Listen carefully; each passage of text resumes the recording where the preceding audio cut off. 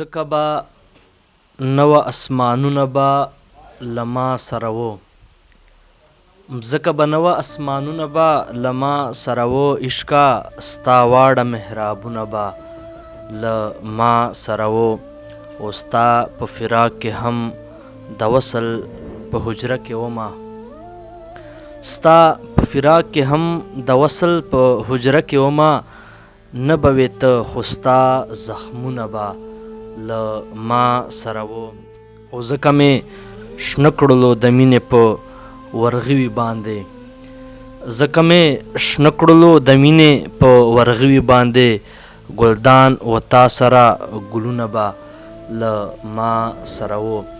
ډیرو ګرانو د تراب نیوز کتونکو هیله لرم چې روغ جوړ او ژوند به مو له خوشحالیو سره سر وي.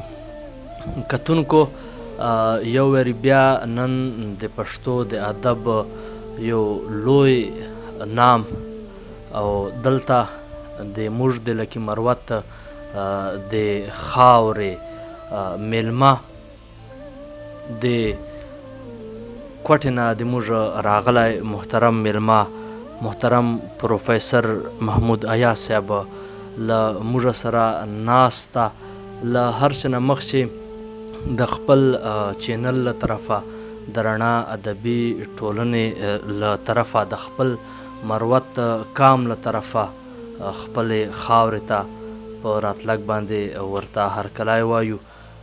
ډیره مننه کوو چې موږ ته خپل قیمتي وخت راکړلی. راځو به له مشر سره به د تاسو موږ د خبرې اترې د مرکه ریکارډ کوو ورنه له هر څه نه مخکې محترم السلام علیکم ورحمت الله. وعلیکم السلام. تراب څنګه یې جوړ یې خوشحاله یې؟ الله مو ډېر خوشحاله ډېر خوشحاله یم چې په لکي مروت کې ناست یم او هغه هم د لکي مروت یو نامي ګرامي معتبر شاعر په کور کې نادرخان علیل صاحب. زه ډېر خوښ یم او ډېر خوشحاله یم او دلته دا زما اول ځل نه دی، دلته زه مخکې هم راغلی یم او زه دا د علیل صاحب حجره داسې ګڼم لکه زما کور چې وي. ډېر خوشحاله یم او دا ستا ټولو مینهوالو ته سلامونه وایم. الله دې ټول روغ جوړ او خوشحاله لري او الله دې دا د کرونا وایرس بلا چې ده که نه دا رفع دفع کړي او ټول انسانیت دې الله تعالی ورنه محفوظ وساتي. ډېر مننه.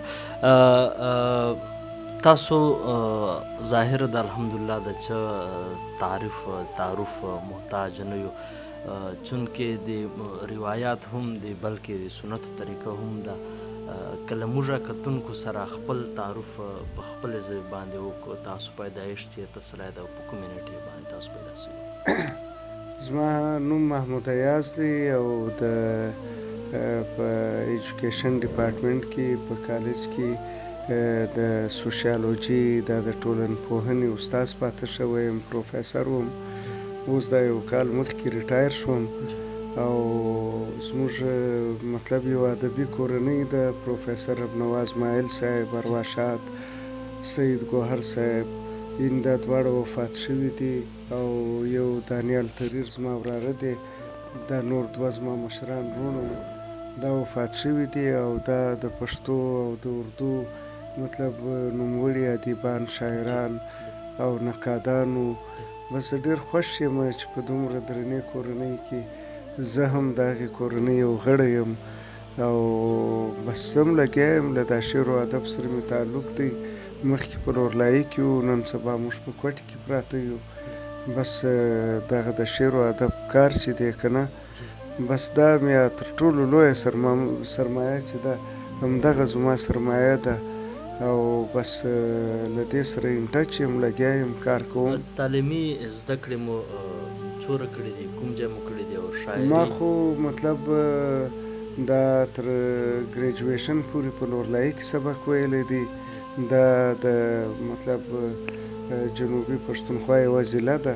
بیا د دې وروسته موږ کوټې ته راشفټ سو او دا پښتو ماسټر چې دی که نه په سوشیالوجي کې دا مې د بلوچستان پوهنتون نه وکړو او بیا لیکچرر ولګېدم او بیا یې ورې اسسټنټ ډایرکټر کالجز پاتې شوم یو 3-4 کاله. نو بیا مې داسې د چا خبره چې هسې د طبیعت دپاره مې دغه پښتو ماسټر هم وکړو پرایویټ.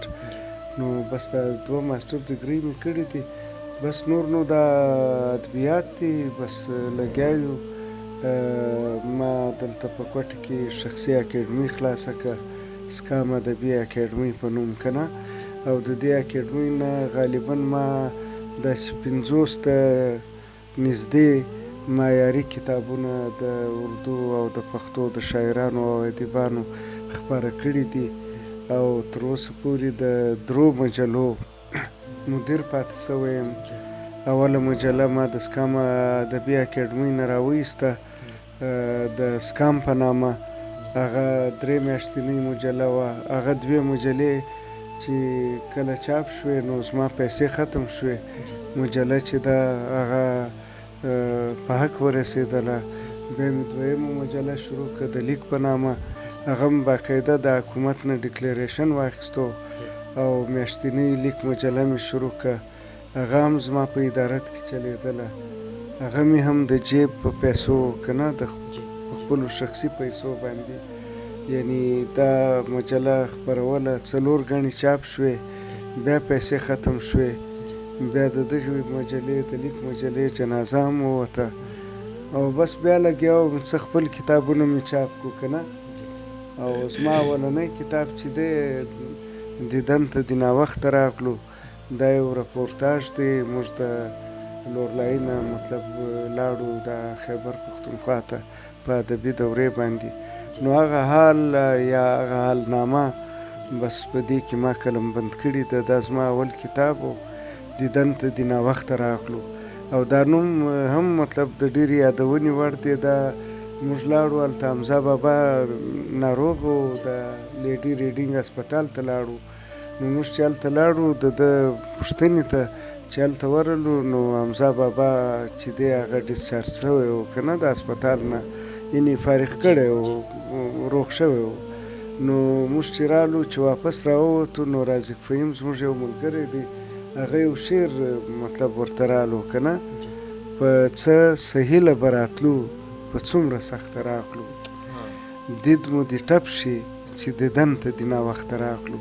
نو دا د هغه شعر نه د نیمه مصره ما راواخیسته په رپورتاژ باندې دا نوم مې ورته انتخاب کړو. دا د رازق د فهیم د کتاب دا شعر چې دی که نه یو ټوکړه ده. بس دا زما اولنی کتاب دی. زه په 1956 کې پیدا شوی یم په لورلایي کې. شاعري ابتدا مو له کوم وخت نه وکړه؟ یاره شاعري ما تقریبا داسې وبوله چې 40 کاله یا 30 کاله دومره خو حتمن کېږي که نه. اوس افکس ډیټ ماته هم نه دی معلوم او اندازه مې دا ده که نه چې تقریبا له دومره مودې راسې زه له شعر سره تعلق لرم. نو ما د هغو فکري او فني اثرات تا په شاعري باندې ستا او که تا لاره د هغو نه جدا ده؟ خبره دا ده که نه زموږ په کور کې چې زه په ښه او بد پوهېدلی یم که نه، نو دا زموږ کور یا زموږ دا د کور حجره چې وه که نه، دا به زه تا ته داسې ووایم چې بس دا داسې وه لکه د یو ادبي ټولنې دفتر چې وي یا مطلب یو ادبي مکتب چې وي. ما کله هم په دې حجره کې که نه عام میلمانه که نه شاذ و نادر خو به کله راغلي وي، نو بالخصوص عموما به زموږ و دې کور ته و دې حجرې ته مطلب شاعران ادیبان که نه دا به راتلو. او زه ډېر مطلب زلمی وم، غالبا ما میټرک کړی و په 11-12 کې وم چې زموږ کور ته حبیب الله رفیع صاحب هغه دا وخت 160 کتابونه لیکلي دي، او ادمل زلمی صاحب دا دواړه رالو زموږ کور ته. نو بیا د دغې علاوه مطلب نور ډېر معتبر خلک مطلب د خیبر پښتونخوا نه او د کابل نه، د افغانستان نه، د کراچۍ نه، د کوهاټ نه، ایوب صابر صاحب زموږ کور ته راغلی دی او داسې مطلب سلیم راز صاحب، همیش خلیل صاحب او داسې ډېر نور شخصیات که نه کېدای شي د ځینو کسانو نومونه ما نه هېر شي. نو بهرحال نو زما او زما د وروڼو مسله چې تا مطلب دا سوال وکړو هغه داسې ده چې ما ته سید ګوهر وی چې کله ما شعر شروع کړو نو هغه ما ته وی ګوره ته به زیات مطلب ودې مطلب شعر و ادب ته زیاته توجه ورکوې، یعنی زیات د زیاتې سنجیدګۍ مظاهره به کوې. ولې چې ستا په کور کې رب نواز مایل او سید ګوهر شته. نو زما او د رب نواز مایل د شعر و ادب لاره یا زموږ د سټایل، یعنی هغه ځان ته خپل سټایل لري، زه ځان ته خپل سټایل لرم. نو ما ته یې دا وویل باید چې تم خپل سټایل ولرې که نه، تم موږ نه یو لاره جلا کړې، باید چې موږ دا درې واړه وروڼه چې دي که نه یو منفرد مقام ولرو، یو منفرد تشخص ولرو. ما ورته وویل ما د دې اندازه ما ته سته، ولې سهار ماښام زه ستاسو په نشستونو کې کښېنم انشاءالله که خدای کول که ما دا کار نه شو کولی، ما لار نه شوه جلا کولی، نو بیا به زه دا کار پرېږدم. خو ما هم الا ماشاءالله ما هم خپله لار جلا که او زما رنګ جلا دی، د سید ګوهر رنګ جلا دی، د پروفیسر رب نواز مایل رنګ جلا دی. بس دا د الله تعالی احسان دی، زموږ کمال نه دی. یو مختصر سوال چې محمود ایاز ولې او چا دپاره شاعري کوي؟ خبره دا ده که نه چې ګوره موږ خو یو ټول انسانان او د الله تعالی لویي په دې باندې ثابته ده چې هغه دا ټول انسانان د یو بل نه مختلف پیدا کړي دي، د رنګ په حواله هم، د جوسې په حواله هم، د خد و خال په حواله هم، د کردار په حواله هم، د صلاحیتونو په حواله هم. یعنی په دې هر حواله چې دی الله تعالی و هر انسان ته جلا صلاحیتونه، جلا اوصاف وربخښلي دي. نو چونکې زموږ ګوره دا ټولې شعبې چې دي که نه، زه په خپله هر وخت دا خبره په دعوه سره کوم چې دا ټولې شعبې د انسان په ذات کې دننه موجودې دي، دا ټول کائنات د انسان په ذات کې موجود دی. نو په دې کې چې انسان و هرې شعبې ته متوجه شي هغه شعبه پکې راژوندی شي او بس بیا چې څومره دی توجه ورکوي یا شعبې ته هغومره هغه شعبه یا هغه څانګه په ده کې راژوندی کېږي، په ده کې روح پیدا کوي. نو زه چونکې دا زموږ په کور کې د شعر و ادب سلسله وه نو لامحاله به زه دې فیلډ ته راتلم یا دې ته به متوجه کېدم.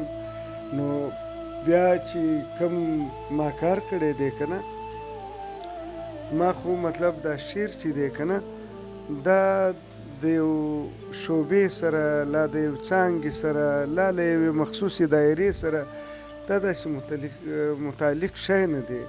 شعر چې دی که نه دا یو ډېر وسیع تصور دی که نه، بلکې مطلب دغه تصور په خپل ځای یو ناتمام جهان دی. نو ما شعر شروع کو، زما په شاعري کې ګوره هر سړی و دا کائنات ته له یو جلا انګله ګوري که نه، د یو بیلې زاویې نه ورته ګوري. نو زه هم دې کائنات کې یم که نه، په دغه یونیورس کې یم، په دې دنیا کې اوسم، ژوند کوم، ساوې اخلم، دا دنیا وینم هم. او بیا خو نن سبا د نټ دنیا ده که نه، ګلوبل ویلیج دی د چا په چم. نو ټول انسانان سره تړلي دي او د یو بل په حال خبرېږي که نه. نو شاعر بیا بالخصوص یو دانشور ادیب شاعر هغه خو باید چې مطلب ډېر په دې اړه چمتو وي، په دې اړه باید چې ډېر بیداره وي چې څه روان دي په دنیا کې، څه کېږي. ډېر خلک مطلب دا ځینې شیان له شاعر سره په دې مناسبت تړي چې هغه به بس خامخا د عشق خبرې کوي، روماني شعرونه به وایي. زه په خپله له دې سره اتفاق نه لرم.